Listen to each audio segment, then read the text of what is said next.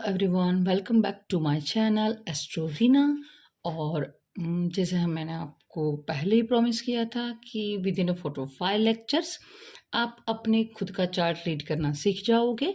So yes, यही वो right time है कि आज आपको अपने खुद का चार्ट लेकर बैठना है।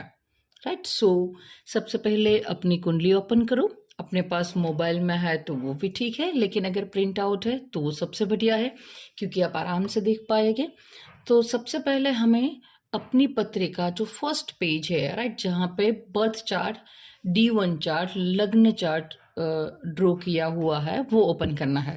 राइट, और सबसे पहले देखना है कि यहाँ पे जो पहला हाउस, फर्स्ट हाउस जो मैंने आपको सिखाया था, वहाँ पे कौन सा नंबर लिखा है। आपको याद करना है कि वहाँ पे उसको हमने लगन बोला था, फर्स्ट हाउस, और वहाँ पे कौन सी राशि है वो देखना है। जो राशि होगी उसके अकॉर्डिंग उसका जो नंबर है, वो जो नंबर रिप्रेजेंट करता है वो राशि होगा आपका असेंडेंट, आपका लगन। राइट, सो यहाँ पे मैंने जो चार्ट ओपन किया है, जो ड्रॉ किया है, वो है तुला लगन का चार्ट, क्योंकि यहाँ पे 7 नंबर लिखा है। मे बी आपने जो अपना चार्ट ओपन किया है वहाँ पे 1 नंबर भी लिखा हुआ हो सकता है, 2 नंबर, 3 नंबर, 4, 5, 12 में से कोई भी नंबर है वो वहाँ पे रिटर्न हो सकता है। उसके अकॉर्डिंग आपका असेंडेंट बनेगा। राइट, सो ये तुला लगन का चार्ट है।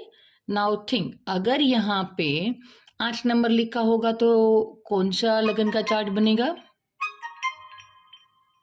वृश्चिक। राइट, अगर 9 नंबर लिखा है तो धनु। ऐसे ही आपको ये आपका लगन कौन सा है वो आइडेंटिफाई करना है। राइट, और अब जाना है, अगर यहाँ पे 7 नंबर लिखा है तो मैंने आपको सिखाया था कि 7 नंबर को रूल करता है वीनस।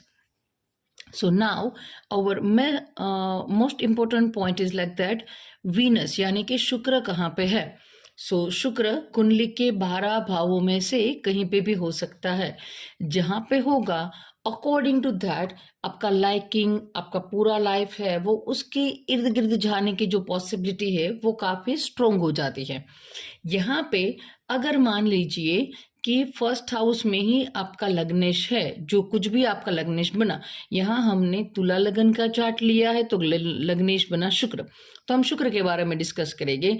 अगर आपका 9 नंबर से चार्ट शुरू होता है तो लगन बना धनु, तो आपको गुरु को सभी जगह पे देखना होगा। So now start. अगर आपका लग्नेश फर्स्ट हाउस में है तो आप अपने खुद के बारे में, राइट, ज्यादा सोचते होगे, अपने सेल्फ प्रोग्रेस के बारे में ज्यादा स्ट्रांगली बिलीव करते होगे, और आपकी लाइफ है वो खुद के इर्द गिर्द ज्यादा जाएगी। आप खुद अपने आप में स्ट्रांग पर्सन होगे, काफी हिम्मत वाले होगे, काफी स्ट्रांग पर्सनालिटी को बिलोंग करते होगे, ये सारी चीजें रहेगी। अगर सेकेंड हाउस में है तो वी लर्न कि सेकेंड हाउस वो है वो हमारे धन, परिवार और वाणी का होता है। तो आपका जो अटेंशन है वो through out the life most of family के रिगार्डिंग, पैसे के रिगार्डिंग, आपकी स्पीच है वो भी आपको काफ़ी ज़्यादा इंडिकेट करती होगी आपके बारे में। वो सारी चीज़ें हैं वो इम्पोर्टेंट रहेगी। नाउ अगर वो थर्ड हाउस में है लग्नेश, सो याद करो मैंने आपको इससे अगले वीडियो में हमने सारे चार्ट मैंने आपके सामने रखे थे। राइट, सो ये फर्स्ट हाउस है, सेकंड हाउस है, वो दिमाग में रखना था। ये जो राशि है वो हमें दिमाग में थी कि हाँ 7 नंबर है तो तुला है, 10 नंबर है तो मकर राशि है, और उसके जो लॉर्ड है उसका लिस्ट भी मैंने दिया था। सो अगेन हमने थर्ड हाउस के बारे में पढ़ा था कि ये सिबलिंग का है, करेज का है, स्ट्रगल का है। तो अगर आपका लगन है और उसका लग्नेश थर्ड हाउस में है तो मोस्ट प्रोबेबली आपका लाइफ है वो स्ट्रगल ज्यादा रहेगा, सिबलिंग के इर्द गिर्द घूमता रहेगा, आप काफी एफर्ट लगा के अपना लाइफ पूरा करेंगे। राइट, ये सारी चीजें रहेगी।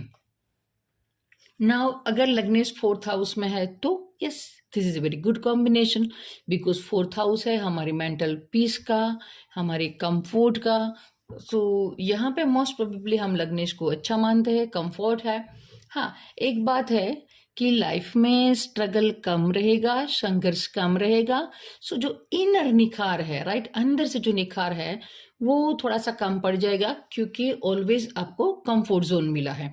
यहाँ पे क्या होगा कि स्ट्रगल है, लेकिन विद द स्ट्रगल आपका जो इनर ओरा है वो निखर के बाहर आएगा।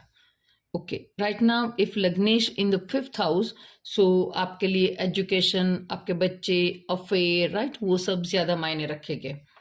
अगर लग्नेश 6th हाउस में है तो आपका जो ध्यान है वो कोर्ट केस में, अपने आप को प्रूव करने में, दुश्मन के बारे में सोचने में, कंपटीशन के बारे में सोचने में, सर्विस जो देते हैं, राइट, लगता है कि एस्ट्रोलॉजी है तो वन ऑफ द सर्विस है, तो आप सर्विस सेक्टर से ज़्यादा जुड़े रहेंगे, जॉब करेंगे। ये सारी चीज़ें हम 6th हाउस से देखते हैं। इफ योर लग्नेश in the 7th house, so always ये यहाँ से ऑपोजिट ही रहता है ये हाउस। सो ये जो रिप्रेजेंट करता है आपके ऑपोजिट जेंडर को, यानी कि अपने पार्टनर को रिप्रेजेंट करता है। तो मोस्ट प्रोबेबली आपका रुझान अपने पार्टनर के प्रति ज़्यादा होगा। आप बिजनेस में भी पार्टनरशिप पसंद करेंगे। सामने वाला क्या कहता है मेरे बारे में, ये आपके दिमाग में ज़्यादा ख्याल आएगा। If in the 8th house, अगर 8th हाउस में है तो हमने डिस्कस किया था कि 8th हाउस किसका है, रिमेंबर? यस, 8th हाउस है हमारे अकल्ट साइंस का, डीप नॉलेज का, पैटर्नल प्रॉपर्टी का, राइट। सो ये चार सारी चीजें यहाँ से रहेगी और थ्रू आउट आपकी लाइफ है वो उसके आसपास जाएगी।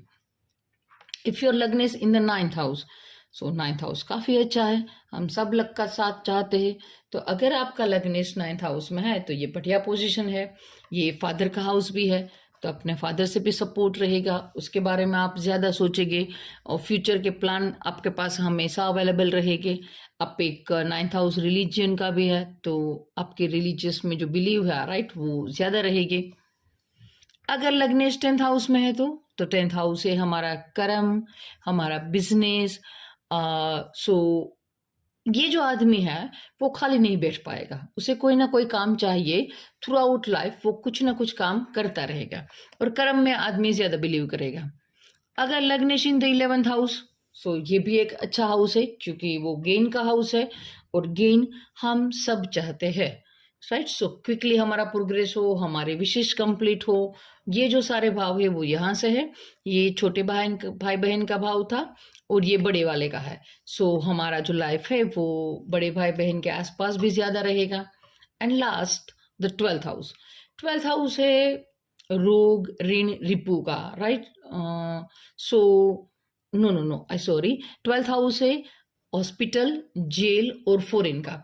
सो 12th हाउस से अगर आपका लग्न 12th हाउस में है तो आपका हॉस्पिटल, फॉरेन लैंड जाना, घर से दूर जाना है, राइट, ये सारी बातें हैं वो आपके दिमाग में काफी घूमती रहेगी।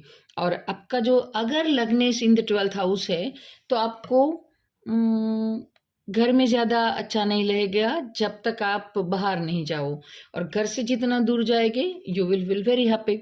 सो ये था कि देखो काफी लोगों का चार्ट 7 नंबर से चालू होता है, लेकिन क्यों each and every person differ होता है, क्योंकि उसका लग्नेस अलग अलग भाव में बैठ के उसका जो कंडीशन है वो अलग अलग बनाता है। इन फ्यूचर जब हम आगे डिटेल्स में स्टडी करेंगे तो फर्दर ये भी आएगा, क्योंकि एक राशि है उसमें भी काफी नक्षत्र आते हैं और उस नक्षत्र में भी पैदा होता है, तो किस जगह पे, राइट, क्योंकि ये 30 डिग्री का स्पैन है, इच हाउसेस रिप्रेजेंट 30 डिग्री। सो ये 30 डिग्री का स्पैन है, तो अगर आपका लग्नेश यहाँ पे है, राइट, किसी और का भी 7 नंबर से चार्ट चालू होता है लेकिन लग्नेश यहाँ पे भी है, काफी सारी सिमिलरिटी है, फिर भी लाइफ थोड़ी सी अलग हो सकती है, क्योंकि इसका लग्नेश शुक्र शायद 1 डिग्री का हो सकता है, 2, 3, 5, 15, 30, राइट। सो इट डिपेंड्स कि कौन सी डिग्री पे बैठा है। सो मेक श्योर ईच भाव है वो 30 डिग्री का है और उसमें भी काफी सारे नक्षत्र आते हैं और नक्षत्र में भी पदा। सो वो हम फर्दर डिटेल्स करेंगे, लेकिन हाँ फिलहाल आपको ये कौन से हाउस है वो दिमाग में होना चाहिए।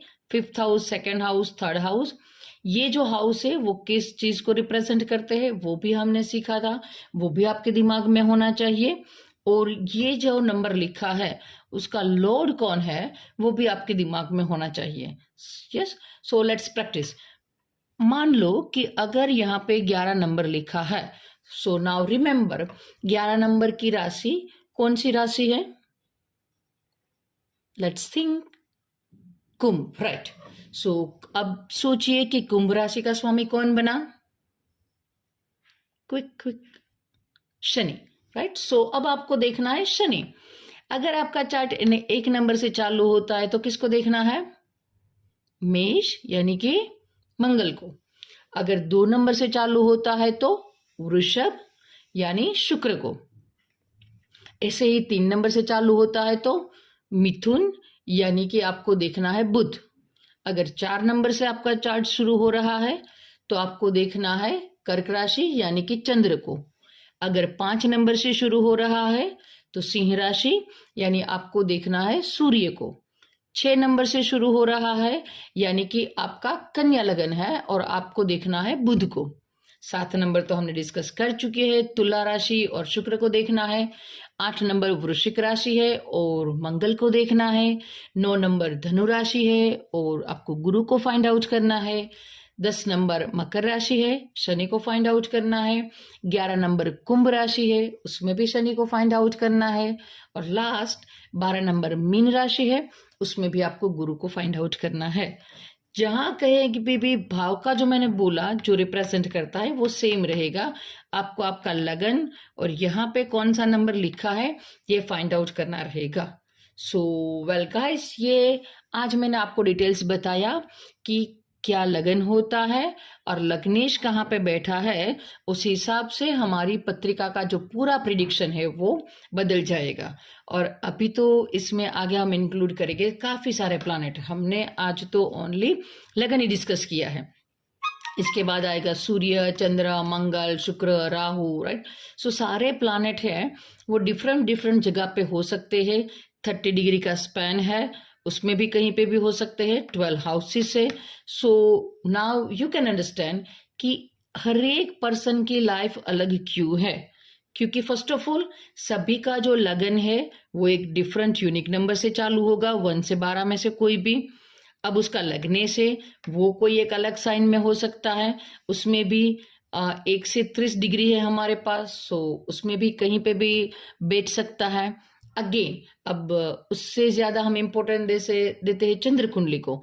सो हो सकता है कि आपका लगन कुंडली आपका भी 7 से शुरू हो रहा हो, आपके मित्र का भी 7 से शुरू हो रहा हो, लेकिन दोनों का राशि अलग हो सकता है। किसी का, आपका मान लीजिए कि तुला लगन है और राशि मेष है, किसी और का तुला लगन ही है लेकिन राशि मिथुन है। सो नाउ यू अंडरस्टैंड कि each and every person have its different and unique chart, right. So मेरी पसंद नापसंद, मेरी लाइफ की जर्नी वो किसी एक बंदे से काफी अलग ही रहेगा, राइट। सो अगर आपको आज इतना ही प्रैक्टिस करना है ओनली, मेरा लगन कौन सा है और मेरा लग्नेश कहाँ पे है, अगर आप थोड़ा सा और इसमें इतना आपको आइडिया आ जाए, राइट। सो अगर आप ये कर सकते हैं कि आपका चंद्र है वो किस राशि में है वो फाइंड आउट कीजिए। अगर चंद्र यहाँ पे लिखा है तो आपका मेष राशि बनेगा, तो यू कैन से कि मेरा तुला लगन है और चंद्र राशि मेष है। सो ये दोनों आपको रीड करना आ जाएगा। और अगर आप सन साइन देखते हैं, राइट, क्योंकि काफी वीडियो है वो सन साइन पे बने हुए होते हैं। सो वेस्टर्न एस्ट्रोलॉजी में सन साइन को ज्यादा इंपॉर्टेंट देते हैं।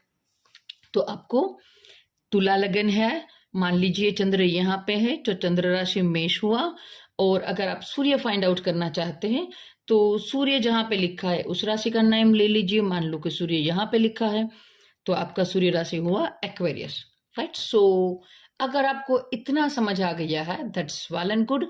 हमने according to my promise chart read करना शुरू कर दिया है।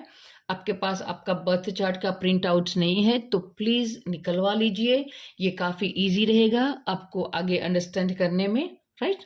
सो फिलहाल के लिए हम इतना रखते हैं। I hope you understand very well. और अगर कोई भी दिक्कत आती है आपको वीडियो अंडरस्टैंड करने में, सो प्लीज़ मुझे कमेंट सेक्शन में बताइए। आपके जो सुझाव है वो मुझे अगली बार और बेहतर मेरे वीडियो को बनाने में हेल्पफुल करेगा, right? So let's hope you will practice and bye, stay blessed.